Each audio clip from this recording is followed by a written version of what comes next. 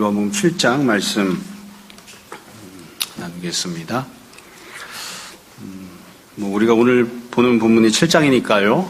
앞부분은 6장까지였겠죠. 요한복음은 크게 4개의 단락으로 나뉘어 있습니다. 첫 번째가 1장부터 6장, 그리고 두 번째가 7장부터 12장 단락입니다. 지난주에 우리가 지난번까지 첫 번째 단락인 1장부터 6장까지 살펴보았습니다. 1장부터 6장까지 내용을 보면 맨 앞장인 1장에 앞으로 어떤 내용이 나올지를 서론적으로 제시하는 내용들이 나옵니다. 그래서 3가지 주제가 제시가 돼요. 마찬가지로 지금 읽은 7장도 7장 안에 3가지 주제가 제시가 됩니다. 그러니까 7장부터 12장에서 다루게 될 내용을 3개의 소단락으로 나누어서 예수님께서 3번에 걸쳐 선포하시는 그런 내용들로 되어 있습니다. 우리가 지금 읽은 내용이 그러니까 첫 번째 소단락 주제와 관련된 그런 내용이 되겠죠. 먼저 우리가 24절까지 읽었는데 예수님 말씀은 중간부터 나오고요. 맨 앞부분에는 사람들이 어떤 반응을 했는지, 어떤 태도를 보였는지 이와 관련된 내용이 나옵니다. 먼저 1절부터 9절까지를 볼게요. 1절 보시면 두 종류의 반응이 나오는데요. 하나는 그 후에 예수께서 갈릴리에서 다니시고 유대에서 다니려 아니하심은 유대인들이 죽이려 함이러라. 유대인들이 예수님을 죽이려고 하는 반응을 보였습니다. 이제 이게 첫 번째 반응이고, 그 뒤에 보면 예수님 같은 혈연, 그러니까 가족들이 보이는 반응이 나와요. 2절에 보면 유대인의 명절인 초막절이 가까운지라 그 형제들이 예수님께 말을 하죠. 왜 여기서 이러고 있느냐, 예루살렘 올라가라, 이렇게 조롱하는 말을 하고요. 5절에 보면 이는 그 형제들까지도 예수를 믿지 아니함이러라. 그래서 형제들이 예수님을 믿지 않았다는 내용이 나옵니다. 그러니까 상황과 형편이 어땠냐면 유대인들은 죽이려고 하고 같은 식구들은 믿지 않는 그런 상황이었습니다. 이게 1장과도 비슷한 내용이어서요. 1장의 맨 앞에 보면 빛이 이 땅에 임했지만, 어두움 가운데 임했지만 세상은 그것을 알지 못했다. 그리고 자기 백성은 영접하지 않았다. 그렇게 설명을 합니다. 마찬가지, 지금은 상황이 조금 더 악화가 되었죠. 조금 더 가까운 관계에 있는 사람들이 예수님을 향해서 죽이려 하거나 믿지 않는 그런 악한 반응을 보입니다. 결국 이런 내용들을 보면 믿음을 갖는다고 하는 것은 혈통이나 아니면 관계를 통해서 되는 것은 아닌가 보다, 이런 생각을 좀 하게 됩니다. 가장 가까이 있었던 식구들도 예수님을 믿지 않았으니까요. 그 이후에 10절부터 보면 이제 본격적으로 예수님이 하신 말씀이 나오는데, 10절부터 13절도 다시 한 번 더 주변 상황에 대해서 설명을 합니다. 10절부터 13절은 전반적인 반응이 아니라 이 명절 때 예수님이 예루살렘에 올라가셨는데 예루살렘에 있었던 또 다른 유대인들이 어떤 반응을 보였는지가 나옵니다. 그러니까 주님을 죽이려고 했던 유대인들 말고 일반적인 다른 유대인들은 어떤 생각, 어떤 태도를 가졌느냐. 10절을 보세요. 그 형제들이 명절에 올라가신 후에 자기도 올라가시되 나타내지 않고 은밀히 가시니라. 11절, 명절 중에 유대인들이 예수를 찾으면서 그가 어디 있느냐 하고 예수에 대하여 무리 중에서 수군거림이 많아. 예수님을 찾고 수군거리는 반응을 하는 거죠. 그러니까 이게 믿음을 가지고 주님께 나아오거나 소망을 품고 주님을 바라보는 그런 태도는 아니었습니다. 찾기는 찾지만 그냥 수군거리고 있는 거예요. 그래서 수군거리는 사람들이 두 종류였는데, 하나는 어떤 사람들은 예수님이 좋은 사람이다 이렇게 얘기를 하고, 또 어떤 사람들은 아니다, 우리를 미혹해 하는 사람이다, 이렇게 서로 수군거리는 그런 모습이었습니다. 이게 예루살렘에서의 모습이에요. 그러니까 예수님이 1장부터 6장까지 여러 가지 이적을 행하시고 또 많은 설교를 하셨지만 사람들이 별로 좋은 반응 보이질 못했습니다. 믿음으로 행동을 했다, 이런 내용들 별로 나오질 않아요. 14절부터 보면 이제 주님께서 실제로 설교하시는 내용들이 나오기 시작합니다. 제가 오늘 이 예수님의 말씀, 그러니까 첫 번째 소단락이죠. 오늘 본 요 본문에서 예수님이 어떤 내용을 말씀하셨는지를 3가지를 이야기를 하려고 합니다. 그러니까 내용이 세부적으로 보면 예수님이 3가지 말씀을 하신 거예요. 11시에 예배를 드리면서 내가 너무 과격하게 표현한 게 아닌가, 또 그런 생각이 좀 있어서 2시에는 우리 아이들도 있고 그러니까 조금 더 부드럽고 친절하게 그렇게 좀 얘기를 해봐야 되겠다 생각을 하고 있습니다. 잘 될지 모르겠습니다. 자, 그러면 어떻게 말씀하시기 시작하셨는가 14절을 볼게요. 이미 명절의 중간이 되어, 명절은 일주일이거든요. 일주일 기간 중에 이제 중간쯤 된 겁니다. 예수님께서 성전에 올라가사 가르치시니, 예수님이 하신 건 한 가지입니다. 말씀을 가르치신 것. 말씀을 선포하고 말씀에 대해서 이야기하시는 이거 한 가지만 하셨어요. 유대인들이 반응을 하죠. 놀랍게 여겨 이르되 이 사람은 배우지 아니하였거늘 어떻게 그를 아느냐 하니. 그러니까 예수님이 설교를 하시니까 사람들이 놀랐어요. 누차 여러분 반복해서 말씀드리지만 놀라는 반응은 본성적인 반응입니다. 믿음을 갖고 있는 게 아니에요. 우리가 풍선만 터져도 놀라죠. 근데 지금 이 유대인들이 놀라는 본성적 반응을 한 거는 더군다나 예수님이 말씀하셨던 내용 때문에 놀란 것도 아닙니다. 야, 저런 하나님 말씀을 주시는구나 이러고 놀란 게 아니라 저 사람은 글도 안 배웠는데 어떻게 저런 얘기를 하지? 그러니까 좀 놀라는 것도 좀 별로 바람직하지 않은 방식으로 놀라는 거. 이렇게 이 사람들이 놀라는 반응을 하니까 주님께서 이제 말씀을 주시기 시작합니다. 첫 번째 주님이 주시는 말씀이에요. 예수님이 하셨던 첫 번째 말씀. 오늘 설교의 첫 번째 핵심 주제입니다.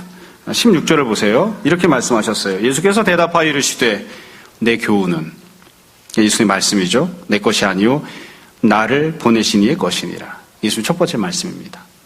예수님의 말씀은 하나님 말씀이다라는 게 예수님의 첫 번째 선포인 거예요. 여러분, 이 하나님 말씀이라고 하는 선포에서 몇 가지 우리가 중요하게 생각해야 되는데, 우선은 예수님께서 사실 여지껏 기적을 행하시거나 다른 표적들도 많이 보여주셨습니다. 근데 지금은 말씀에 대해서 이야기하시죠. 예수님의 교훈에 대해서 말씀을 하십니다. 이게 한편으로는 우리에게 귀한 위로가 됩니다. 격려가 되고. 왜냐하면 평생을 살면서 주님께 은혜를 받으면서 기적을 경험하는 은혜를 받는 사람 그렇게 많지 않습니다. 또 기적을 행하는 사람 그것도 많지 않습니다. 그래서 우리가 누군가가 야, 예수님이 나에게 이런 기적을 행하셨어 이런 간증을 들으면 마음 한편으로는 왜 나는 그런 기적이 없지? 이런 생각을 하기도 하죠. 그렇게 생각하고 보면 말씀이 우리에게 주어지는 은혜라는 것은 굉장히 한편으로는 공평한 일입니다. 제가 성경 공부할 때마다 사람들에게 이야기를 해요. 성경 공부 참석하는 사람들에게 방언 못하시는 분, 기적 경험하지 못했던 분들 상관없습니다. 주님께서 분명히 차별하시는 하나님이어서 어떤 사람에게는 기적도 행해 주시고 어떤 사람에게는 방언도 주시는데 한편으로 하나님은 굉장히 공평하셔서 누구든지 이 자리에 나와서 듣기만 하면 다 하나님의 말씀을 들을 수 있다. 그러니까 말씀을 듣는 그건 굉장히 공평한 거예요. 그러니까 지금 기적에 대해서 지금 말씀하시는 게 아니고 기적을 보여주거나 다른 것들 기적 어떤 하나님 구체적인 인도하심 이런 게 아니고 말씀에 대해서 지금 주시는 거거든요. 그러니까 이 말씀과 관련된 공평한 은혜를 주시는 거예요. 두 번째로 여기서 제일 중요한 내용은 역시 예수님의 말씀은 하나님의 말씀이라는 겁니다. 이것을 우리가 잘 이해하고 받는 것이 바로 믿음입니다. 우리가 기독교 신앙을 갖는다 혹은 예수님을 믿는다고 했을 때에 무엇을 믿음이라고 하느냐? 아주 그냥 간단하게 이야기하면 예수님께서는 하나님이시고 예수님 말씀은 곧 하나님 말씀이라고 믿는 것이 바로 믿음입니다. 이게 되지 않으면 믿음이 없는 거예요. 아무리 공부를 많이 하고 아무리 기적을 많이 체험을 해도 예수님 말씀이 하나님 말씀이라고 믿지 않으면 그건 믿음이 없는 겁니다. 여러분, 우리가 신약성경을 읽다 보면 주님께서 정말 과연 있었던 일일까? 이렇게 싶은 그런 생각이 들 만큼 놀라운 기적들을 행해 주셨는데 그 기적의 은혜를 경험했음에도 불구하고 주님 말씀을 잘 듣지 못하는, 주님 말씀을 하나님 말씀으로 받지 않는 수많은 사람들이 나옵니다. 굉장히 불행한 거죠. 은혜를 받았지만 하나님 말씀을 말씀으로 여기지 못하는, 그게 참 불행한 그런 모습이에요. 그래서 우리가 믿음을 갖는다고 할 때 지금 주님이 선포하신 내용이 그겁니다. 우리가 믿음을 갖는다고 하는 것, 신앙을 갖는다고 하는 것, 그건 무슨 뜻이냐? 예수님 말씀을 하나님 말씀으로 알고 받아들이는 겁니다. 여러분, 예수님 말씀을 하나님 말씀으로 받는다고 하는 것을 다르게 뒤집어서 얘기하면 이렇게 얘기할 수 있어요. 하나님께서 우리에게 여러 가지 은혜를 베푸시는데 첫 번째, 두 번째 말씀드린 것과 똑같아요. 어떤 은혜를 하나님께서 우리에게 베푸시는가? 가장 귀한 하나님의 은혜는 무엇인가? 하나님의 말씀을 받는 것이 가장 귀한 은혜입니다. 하나님의 말씀을 받는 것, 이보다 더 귀한 은혜가 없습니다. 그러니까 우리가 하나님께 내가 은혜를 받기 원합니다. 내가 은혜 가운데 살기를 원합니다. 이렇게 고백하면, 그렇게 기도한다는 건 무슨 뜻이냐면 막 천지가 개벽하는 일을 경험하거나 신기한 걸 막 목격하거나 막 그런 게 아니라 막 환상을 보거나, 물론 그런 것도 포함되지만 그런 게 아니라 내가 주님의 말씀을 가까이 하고 주님의 말씀을 듣고 주님의 말씀을 믿는 사람, 주님의 말씀을 따라가는 사람, 그리고 주님의 말씀으로 인하여서 양식을 삼는 사람이 되기를 원합니다. 그런 뜻이에요. 그러니까 주님께서 우리에게 은혜를 베푸시면 어떤 은혜를 베푸시는가? 하나님의 말씀을 주십니다. 예수님의 말씀이 믿어지는 그런 은혜를 베풀어 주시는 거예요. 오늘 우리가 상세하게 설명하지는 않지만 그러면 이렇게 말씀을 주셨을 때, 하나님 말씀이신 예수님의 말씀을 주셨을 때 그 말씀을 통해서 우리가 어떤 유익을 얻게 되는가? 우리가 주님의 말씀을 받게 되면 자유케 됨을 누리게 됩니다. 이 부분에 대해서는 이제 한 한 3-4주 정도 뒤에 다시 말씀을 드리려고 해요. 앞부분에서 예수님께서 니고데모와 대화를 하시면서 사람이 현재의 모습, 혈통으로 태어난 모습을 가지고는 하나님 나라를 볼 수도 없고 들어갈 수도 없다. 그럼 어떻게 되느냐? 성령님께서 어머니가 되어주셔서 우리를 낳아주셔야 된다. 물과 성령으로 다시 태어나야, 거듭나야 하나님의 자녀가 되는 영혼을 갖게 되고 새로운 피조물이 된다고 그렇게 선포를 하셨어요. 마찬가지예요. 우리가 죄와 사망에 얽매여 있고 지옥 권세에 얽매여 있고 태어나면서부터 갖고 있었던, 그리고 성장하면서 갖고 있었던 내 힘으로 벗어날 수 없는 온갖 종류의 얽매임들이 있는데, 그 모든 얽매임으로부터 우리가 어떻게 해야 자유함을 얻을 수 있느냐? 주님이 주시는 말씀을 통해서 자유함을 얻을 수 있습니다. 그분을 뒷분에서 예수님이 이렇게 말씀하세요. 우리가 예배당 올라올 때 계단에 써 있는 거 늘 보고 올라오죠. 진리를 알지니 진리가 너희를 자유롭게 하리라.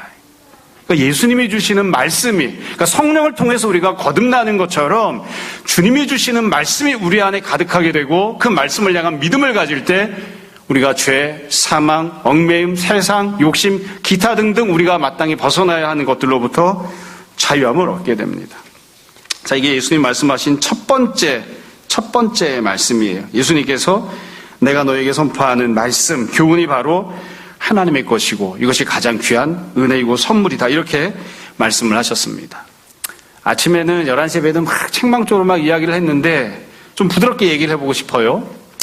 여러분, 부모가 자녀에게 줄 수 있는 가장 귀한 선물이 무엇입니까? 부모가 자녀에게 줄 수 있는 가장 귀한 선물. 선우야, 아빠가 너한테 줄 수 있는 가장 귀한 선물이 뭘까? 185cm가 되는 키? 그런 건 아니지? 아빠가 너한테 줄 수 있는 가장 귀한 선물이 뭐야? 아빠가 국어 선생님들 이렇게 주제 파악이 안 되지? 아빠가 너한테 줄 수 있는 가장 큰 선물은 이렇게 참 어수선한 세상에서 그래도 네가 결혼해서 살 수 있는 아파트 한 채겠지? 부모가 자녀에게 줄 수 있는 가장 귀한 선물은 예수님의 말씀입니다. 우리가 오늘 찬양 시간에 찬양을 했잖아요. 전 어렸을 때 이 찬양 읽으면서 항상 마음에 아쉬움이 좀 있었어요. 나의 사랑하는 책. 참, 사랑하는 책. 비록 지금은 헤어졌으나, 이게 어렸을 때는 빠이빠이하고 헤어졌다는 줄 알았어요. 많이 읽어가지고 낡은 거예요. 많이 낡았다 말이에요. 어머니 무릎 위에 앉아서 어머니가 나에게 해주시는 성경 말씀을 들었던 기억. 그게 지금 찬송가 가사였잖아요. 그거보다 더 귀한 기억은 없습니다. 여러분은 그런 경험이 있습니까? 엄마 무릎에 딱 베고 앉아서 성경 말씀을 들으면 어떻게 될까요?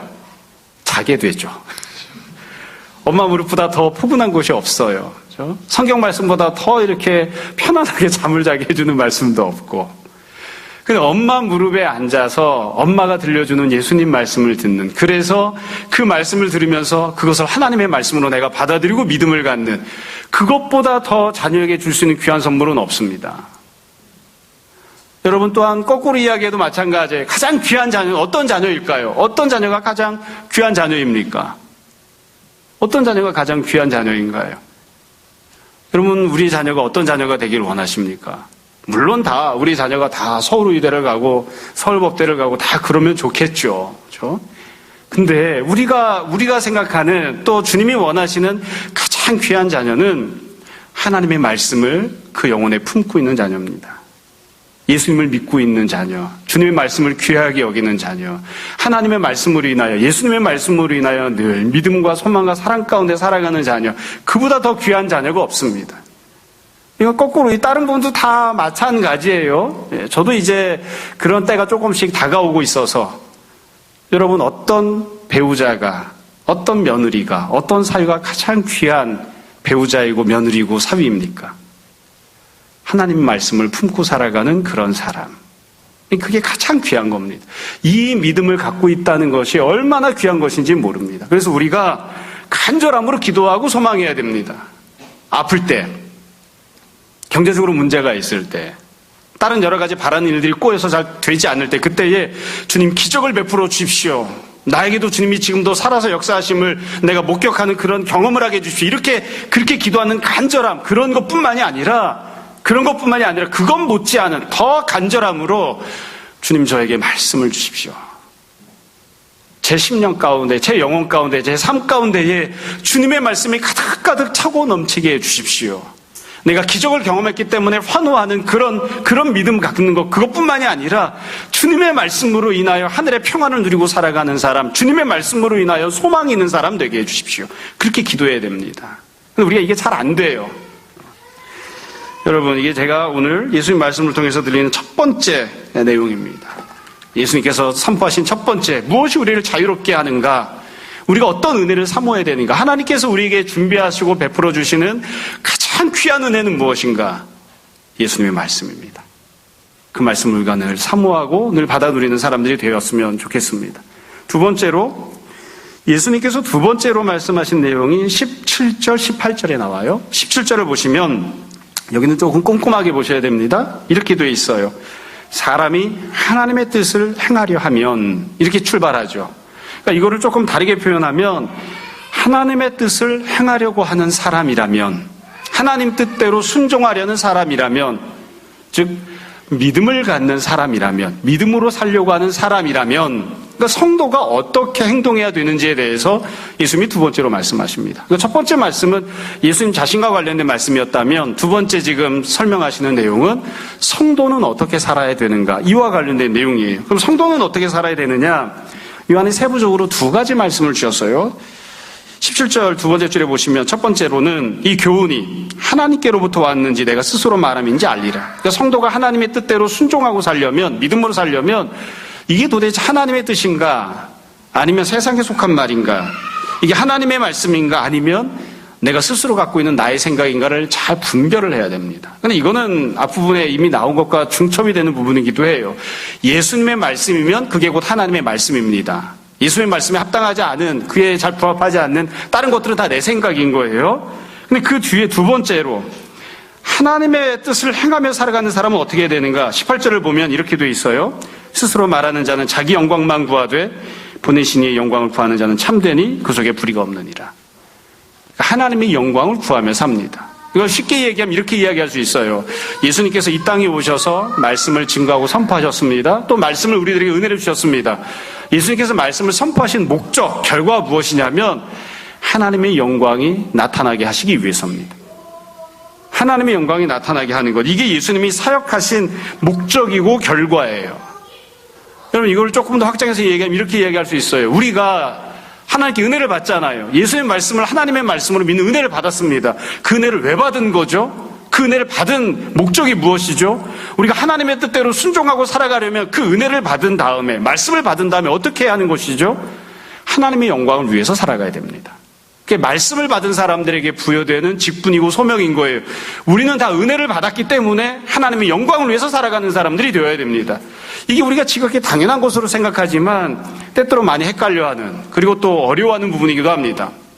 여러분, 예수님께서 사역을 시작하실 때 시험을 받으셨죠. 3가지 시험을 받으셨어요. 그 시험 받으셨던 것을 한번 생각해 보자고요. 첫 번째 시험은 예수님께서 40일이나 금식을 하시고 난 그 상황이었기 때문에 굉장히 배가 고팠습니다. 근데 마귀가 그렇게 시험을 하죠. 이 돌들이 떡덩이가 되게끔 해라. 지금 예수님에게 육적으로 아주 중요한 필요가 있습니다. 이거 채워져야만 생명을 유지해요. 근데 예수님께서 그것을 시험으로 받으셨고 그 시험에 대해서 떡을 만들어 먹는 방식으로 대답을 안 하셨습니다. 우리가 항상 이런 거 보면 좀 의아스럽죠. 여러분, 배고픈 사람이 떡을 먹는 게 죄를 짓는 건가요? 그게 하나님 뜻에 어긋나는 건가요? 내가 육적으로 살아가기 위해서 일용할 양식을 공급받는 것이 하나님 뜻을 어기는 것입니까? 그게 하나님의 영광을 가리는 것입니까? 아닙니다. 그거 필요합니다. 일용할 양식 우리가 공급받아야 살 수 있습니다. 육적인 욕구들이 채워져야 살 수 있습니다. 먹는 것이 채워져야 되고 잠을 적당하게 자야지 됩니다. 그래야 우리가 살아갈 수 있어요. 근데 주님께서 그걸 거절하십니다. 두 번째 시험은 무엇이냐면 성전 꼭대기에다 갖다 놓고서는 뛰어내려봐라. 그러면 하나님께서 천사를 보내셔서 네가 발이 땅에 닿지 않도록, 그러니까 땅에 떨어져 죽지 않도록 천사가 네 발을 딱 받들어 줄 것이다. 그러니까 하나님께서 기적을 행하셔서 은혜를 베풀어 주셔서 그 어려운 가운데서 너를 건져내 주실 거라고 그렇게 시험을 한 거예요. 여러분, 이것도 마찬가지예요. 이런 내용을 볼 때에 우리가 또 똑같은 생각을 한다고요. 내가 어려운 일을 당하거나 아니면 주님을 위해서 뭔가를 할 때에 고난을 당하게 되었을 때, 혹은 죽을 만한 상황을 당했을 때 하나님께서 천사를 보내주셔서 혹은 다른 방법으로 도움의 손길을 펼쳐주시고 우리 발이 땅에 떨어져 죽지 않게끔 그렇게 살려주시면 그게 하나님의 영광을 가리는 건가요? 그게 필요 없는 것인가요? 아니, 그거 필요한 겁니다. 중요한 겁니다. 우리가 그런 일을 못 받아서 그렇지 그런 일을 얼마나 간절히 사모하는지 모릅니다. 그런데 예수님께서는 그걸 거절을 하셨습니다. 그렇게 하지 않겠다 이거예요. 세 번째 시험은 그거예요. 온 천하를 보여주고 나에게 절하면 이 모든 것들을 너에게 주겠다. 물론 마귀에게 절하라고 하는 것이 옳지 않은 것이지만 그 시험거리도 마찬가지로 우리가 생각해 봅니다. 예수님 믿는 사람이 온 천하를 다스리는 그런 권한을 갖는 것, 권세를 갖는 것, 좀 쉽게 이야기하면 세상적으로 성공하고 높은 자리에 오르는 것, 그게 문제가 되나요? 그게 악한 건가요? 그럼 예수님 믿는 사람들은 맨날 하나님의 영광을 위한다고 하면서 맨날 굶주리고 살아야 되고 기적을 경험하지 못하고 살아야 되고 세상에서 꼴찌로 살고 이렇게 살아야 됩니까? 이제 우리가 그런 마음들이 들잖아요. 근데 우리가 꼭 기억해야 됩니다. 이 세 가지가 시험이었습니다. 이 세 가지가 갖고 있는 공통적인 특징이 있어요. 그게 뭐냐면 아무리 그것이 나에게 육적으로 필요한 것이라 할지라도 나의 필요를 채우는 것, 아무리 그것이 하나님께서 나를 위해 행해 주시는 것이라 할지라도 기적을 행해서 나의 어떤 무언가를 공급해 주시는 것이라 할지라도 하나님께서 나를 높여주시는 것이라 할지라도 예수님께서는 이 땅에 오셔서 사역을 하시면서 말씀을 주시는 것도 그러했고 기적을 행하시는 것도 그러했고 주님 자신의 필요를 채우거나 주님 자신의 욕구를 만족시켜 주거나 주님이 높임을 받으시거나 그런 것들을 위해서 하는 건 아무것도 안 하셨습니다. 그건 다 시험거리에 속한 거였습니다. 주님께서 오직 하나님의 영광을 위하여서만 사셨습니다. 지금 예수님께서 이 두 번째를 말씀하시는 거예요. 사람이 살면서 자기의 필요가 채워져야 됩니다. 어떤 때는 내가 갖고 있는 욕심이 하나님 앞에서 합당한 것이기 때문에 주님께서 기적을 행해 주셔서 채워주시기도 하고 예수님 믿는 사람이 남부럽지 않게 성공할 필요도 있습니다. 그러나 하나님께서 우리에게 말씀을 주시고 다른 여러 가지 은혜들을 베풀어 주시는 목적은 그 결과는 우리가 그런 것들을 체험받기 위해서가 아닙니다. 다시 말씀드려요. 그런 것들을 채워주십니다. 그러나 그게 본질적인 목적이거나 결과는 아닌 거예요. 이게 예수님 말씀하시는 두 번째입니다. 우리가 왜 말씀을 받습니까? 우리가 왜 예수님 말씀을 하나님 말씀이라고 그렇게 인정하고 또 그 은혜를 이렇게 누리는 사람들이 된 것입니까? 그건 그 은혜를 받았기 때문에 이것도 저것도 몽땅 다 나의 유익을 추구하고 나의 유익만 받는 사람으로 살려고 그렇게 된 것이 아니라 무엇을 하든지 간에 하나님의 영광을 위하여 하는 자가 되라고 그런 은혜를 받은 것입니다. 말씀을 받은 것도 하나님의 영광을 위하여, 기적을 우리가 누리는 것도 하나님의 영광을 위하여, 오늘 하루 새로운 생명을 공급받은 것도 하나님의 영광을 위하여 하라는 거예요. 근데 우리가 종종 이것을 자꾸 뒤섞는다고요. 나를 위한 것과 하나님의 영광을 위한 것을 우리가 혼돈하거나 섞으면 안 됩니다. 그리고 맨 마지막에 세 번째, 이제 마지막으로 세 번째 예수님 말씀하시는 내용이 나오는데요. 19절부터 24절까지 나오는 내용입니다. 19절부터 24절까지 내용은 좀 안타깝게도 불신앙으로 반응하는 사람들, 좋지 않은 경우에 대해서 얘기하십니다. 그러니까 첫 번째 예수님의 말씀은 하나님 말씀이다. 예수님에 대한 것이었고요. 두 번째 말씀은 그렇다면 하나님의 뜻을 행하려고 하는 성도들은, 제자들은 어떻게 살아야 하는가, 성도들과 관련된 내용이었고요. 마지막 세 번째로는 현실 속에서 살아가는, 은혜를 받았지만 불신앙으로 점철된 인생을 살아가는 그런 사람들에 대한 내용이에요. 자, 19절부터 24절 내용인데 19절에 보면 이렇게 되어 있어요. 모세가 너에게 율법을 주지 아니하였느냐.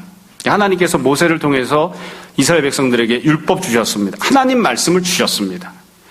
이스라엘 백성들이 조상 때부터 받은 것은 하나님 말씀이 분명 맞습니다. 근데 그 말씀을 받았는데 주님이 책망하시는 건 이거죠. 너희 중에 율법을 지키는 자가 없도다. 너희가 어찌하여 나를 죽이려 하느냐.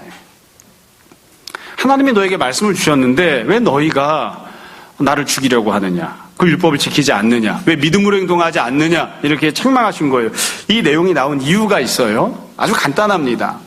예수님께서 안식일에 병자를 고치셨습니다. 우리가 앞에 나왔던 사건을 보면 38년 된 베데스다 연못가에 있던 병자 사건을 보면 예수님께서 그 사람이 38년이나 묵은 병을 고쳐주셨는데 하필이면 그날이 안식일이었어요. 그러니까 유대인들이 문제를 삼는 겁니다. 두 가지를 문제 삼았죠. 하나는 그 병자에게 네가 병이 났다고 해서 침상을 들고 가는 건 안식일에 일을 하는 거니까 죄를 짓는 것이다. 두 번째로 예수님께 당신이 다른 많은 날들이 있는데 왜 안식일날 사람의 병을 고치고 난리냐.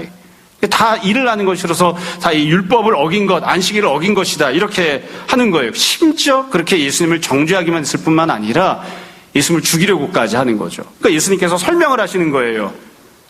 이 설명하시는 내용은 아주 간단해요.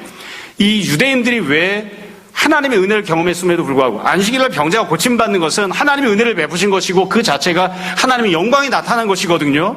그럼에도 불구하고 왜 예수님을 정죄하고 불신앙으로 반응하고 심지어 예수님을 죽이려고 했는가? 이유는 간단해요. 두 가지 때문입니다. 첫 번째는 그들이 하나님 말씀을 몰랐기 때문입니다. 두 번째는 그들이 하나님의 영광을 바라보지 않고 자기들의 유익만 추구했기 때문입니다. 이 부분을 설명을 할게요. 여러분, 하나님의 말씀을 이스라엘 백성들이 분명히 받았죠. 받았습니다. 그런데 그들이 하나님 말씀을 받았음에도 불구하고 하나님이 정말로 어떤 목적, 어떤 뜻으로 그 말씀을 주셨는지는 오해를 했습니다. 잘 몰랐어요. 그러니까 율법을 열심히 지키고 율법에 대해서 참 통달한 사람들처럼 보였는데 실제로 그 율법이 왜 주어진 것인지, 어떤 목적을 갖는지, 어떤 내용인지에 대해서는 그들이 나름대로 뒤틀려진 생각을 갖고 있는 거예요.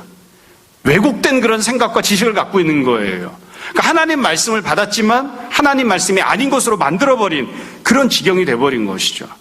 그래서 자기들의 생각, 자기들의 판단, 자기들이 갖고 있는 가치관이 있습니다. 그것을 하나님의 말씀과 이렇게 뒤섞어요. 짬뽕을 시켜가지고 자기들의 생각을 마치 하나님의 생각인 양 그렇게 주장을 하는 거예요. 하나님께서 분명히 은혜를 베푸셔서 안식일에 병자가 고침받게 하셨는데 그걸 율법에 대한 왜곡된 뒤틀린 생각을 가지고 이건 율법을 어기는 것이다, 하나님을 대적하는 것이다, 이렇게 판단을 하니까요. 이거는 당시의 유대인들만 이런 것이 아닙니다. 우리들도 마찬가지입니다. 오전에 제가 너무 강하게 얘기를 해가지고 성도들이랑 이야기를 하다 보면 제가 가끔 그런 이야기 합니다. 사람은 자기 주제 파악을 잘 해야 된다. 자기 주제 파악을 잘 해야 된다. 뭐 여러분만 보고 이야기를 하는 게 아니에요. 저 스스로도 저 스스로에 대해서 그렇게 이야기를 하고 우리 아이들에게도 그렇게 얘기하고 그렇게 얘기를 합니다. 별로 좋지도 않은 머리를 자꾸 굴리려고 하지 마라. 안 좋은 머리를 갖고 자꾸 굴리면 오랫동안 생각하고 있으면 뭐가 나올까요? 어리석은 생각이 나옵니다. 여러분, 우리가 세속적인 사람이거든요. 그럴 때에 자꾸만 고민을 하고 생각하면 어떤 결과가 나올까요? 세속적인 생각이 나옵니다. 세속적인 사람이, 내가 근본적으로 세속적인 사람인데 내 마음속에 세상을 향한 사랑과 집착이 가득 차 있는데 열심히 고민하고 열심히 머리를 굴리면 주님의 말씀이 나오는 게 아니에요. 그러니까 이스라엘 백성들이 어떠했냐면 지독하게 세속적인 사람들이에요. 이 땅에서 먹고 살아가는 것에만 집착하고 있는 사람들이에요. 이스라엘의 독립만 추구하고 있는 사람들이에요. 그러니까 그 생각과 그 가치관과 그 목적, 그 욕심을 갖고 있는 채로 계속 머리를 굴리는 거예요. 머리를 굴리는데 하나님 말씀을 받아서 그 말씀과 섞어놓고 굴립니다. 섞어놓고 굴려요. 그래놓고 그렇게 한 다음에 생각이 되어지는 것들에 대해서 하나님의 말씀이라고 자꾸 생각을 하는 거예요. 하나님 말씀 아니에요.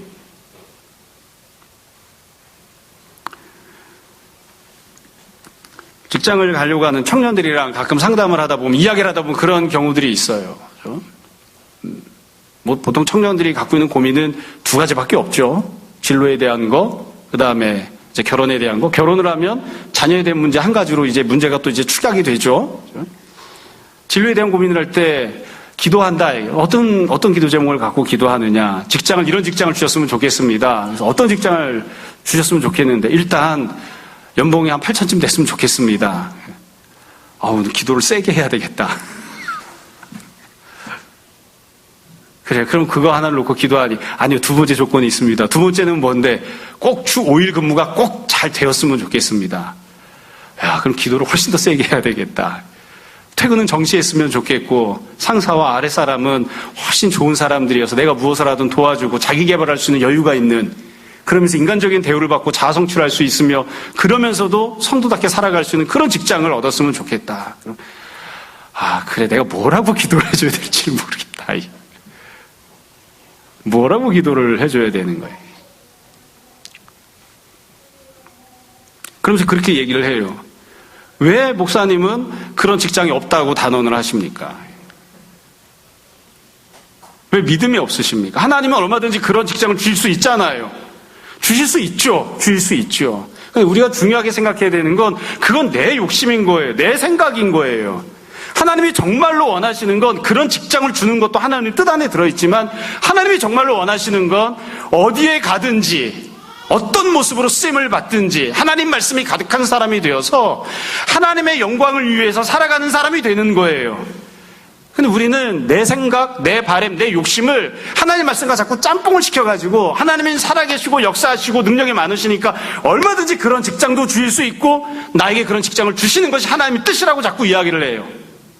이스라엘 백성들이 그렇게 생각하는 것처럼 하나님은 얼마든지 역사하시고 우리를 사랑하시기 때문에 이스라엘을 독립시켜 주실 것이다. 이거 2000년 동안 안 시켜주셨어요.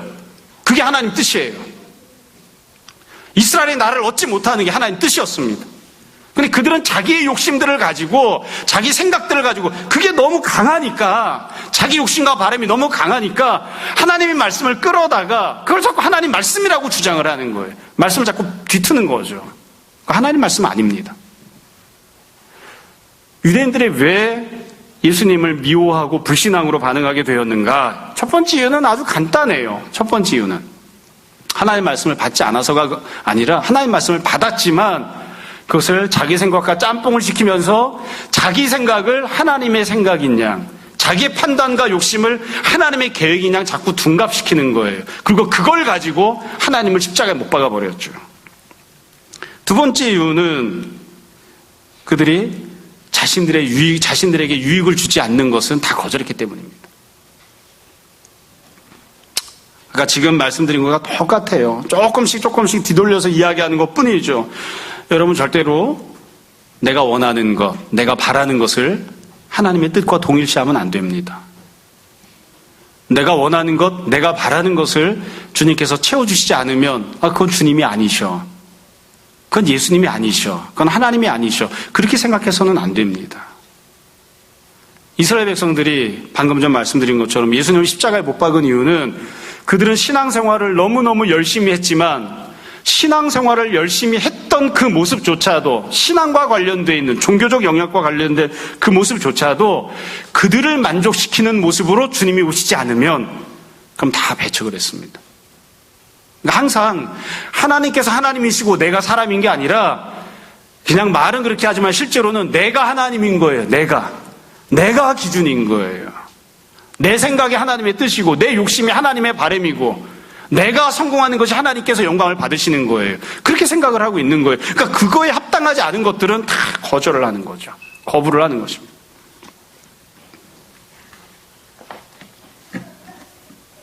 자, 말씀을 정리를 하겠습니다.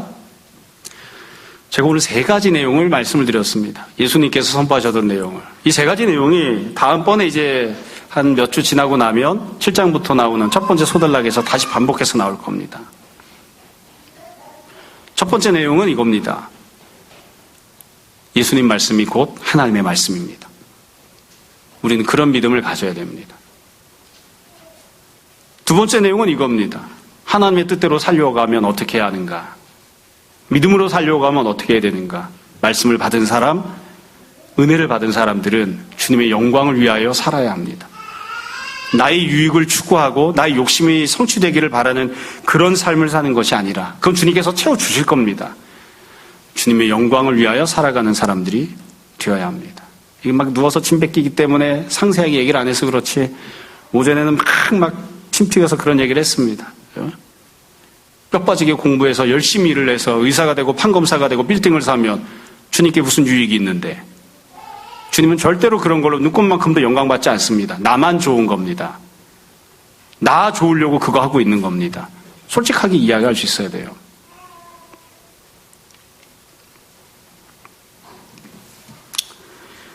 마지막 세 번째로 왜 불신앙적인 선택을 하게 되고 주님을 십자가에 못 박는 사람들이 되는가? 주님의 말씀을 들었지만 내 생각이 강해서 내 고집이 강해서 내 바람이 강해서 내 욕심이 강해서 하나님의 말씀을 거기다가 자꾸 끼워 맞추고 그리고 나에게 유익을 주지 않으면 그건 하나님의 은혜가 아니라고 하나님을 등지기 때문에 그래서 자기 자신을 기준 삼는 그런 모습으로 살기 때문에 말씀을 받아도 은혜를 받아도 주님을 배반하고 주님을 십자가에 못 박는 그런 지경이 됩니다. 여러분 우리가 이 내용들을 잘 생각했으면 기억했으면 좋겠습니다. 여러분 가만히 설교를 준비하고 하면서 역시 드는 생각은 우리가 하나님 말씀을 은혜로 하나님의 말씀을 예수님 말씀을 하나님의 말씀으로 그렇게 받는 거 믿는 거 그거 정말 은혜 받은 겁니다. 은혜 받지 않으면 그거 잘 안 됩니다. 내가 은혜를 받았으니까 말씀을 받았으니까 이제 내가 나 자신을 위하여 사는 것이 아니라 주님을 위해서 살겠다고 하는 것, 그것도 은혜 받아야 됩니다. 은혜 안 받으면 그거 잘 되지 않습니다. 정말로 주님께서 우리를 강권적으로 주장하시지 않으면 말씀을 듣고 기적을 경험하고 은혜를 받았음에도 불구하고 주님을 등지는 경우들이 얼마나 많이 생기는지 모릅니다. 이것도 주님께서 우리에게 은혜를 베푸셔야 됩니다. 우리가 어떠한 사람들인지를 다시 한번 잘 생각해 봅시다. 옆에 있는 사람이 나를 바라보면서 권사님이 권사님을 몰라? 권사님은 세속적이잖아. 집사님은 돈을 가장 중요하게 생각하잖아. 이게 남의 얘기가 아닙니다. 그렇죠? 목사님은 학벌을 제일 중요하게 생각하시잖아요. 옆에 있는 사람들이 우리를 보고 혹시 그렇게 얘기하지 않습니까?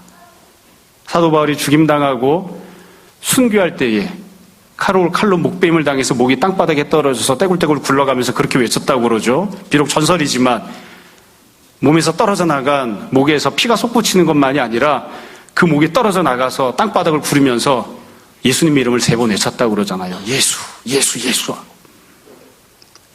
속 안에 있는 것들이 나오는 겁니다. 속 안에 있는 것들이. 우리가 다 주님의 말씀이 가득한 사람, 주님의 은혜를 간절히 사모하는 사람, 나에게 도움이 될까? 무엇이 나에게 조금 더 유익이 될까? 무엇이 나를 조금 더 편안하게 만들어줄까? 이것을 생각하는 것이 아니라 무엇이 주님의 말씀일까? 무엇이 주님의 영광일까? 무엇이 교회를 세우는 것이고 내가 주님께서 맡겨주신 직분과 소명을 감당하는 삶을 살아가는 길일까? 그것들을 생각하는 우리들이 다 될 수 있었으면 좋겠습니다.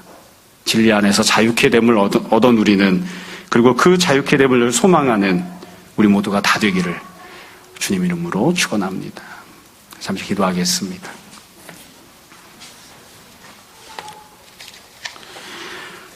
말씀을 정돈해 보십시오. 그리고 이 시간 우리 함께 회개와 결단의 기도합시다. 함께 기도하겠습니다.